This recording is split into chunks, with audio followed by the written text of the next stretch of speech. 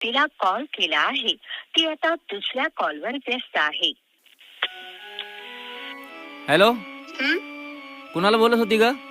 काय रे तुझी कटकट? जेव्हा बघल तेव्हा नुसता संशयच घेत असतो माझ्यावर.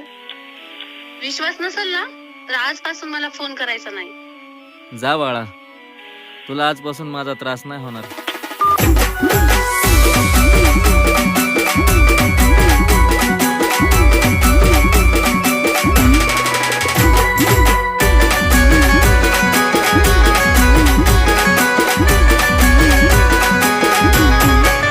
प्रेम भरलं ग तुझं, आता मन भरलं ग तुझं. प्रेम भरलं ग तुझं, आता मन भरलं ग तुझं.